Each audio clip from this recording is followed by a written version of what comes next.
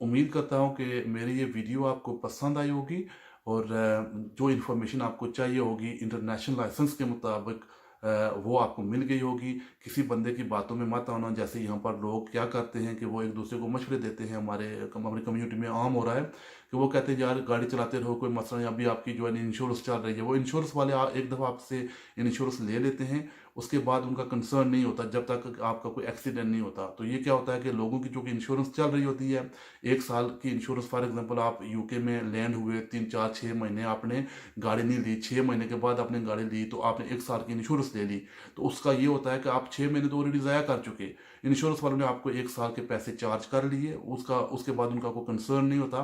फिर आप गाड़ी चला रहे होते हैं। तो जब आपका 1 साल का पीरियड एक्सीड कर जाता है और फिर ये होता है कि उसके बाद आपको 6 महीने के बाद, 7 8 8 महीने के बाद आपका कोई एक्सीडेंट हो जाता है, ये पुलिस आपको रोक लेती है। तो उसमें फिर ये होता है कि जब आपको चेकिंग करते हैं तो वो कहते हैं आप तो फलान डेट को लैंड हुए थे और फलान डेट को आपके साथ आपका जो लाइसेंस है वो इंटरनेशनल एक्सपायर हो गया था। तो उस बीच आप जो है ना वो चला सकते थे, उसके बाद नहीं चला सकते। और हमारे पास बहुत सारे ऐसे स्टूडेंट आते हैं जिनके साथ ऐसा हो चुका है, उनके ऊपर पॉइंट्स लगे हैं, उनको फाइन हुआ है। तो हमारी आपको यही एडवाइस है कि आप इंटरनेशनल लाइसेंस के ऊपर 1 साल तक गाड़ी चलाएं और 1 साल का इंतज़ार मत करें। जितना जल्दी हो सके उस 1 साल के अंदर अंदर गाड़ी पास करें।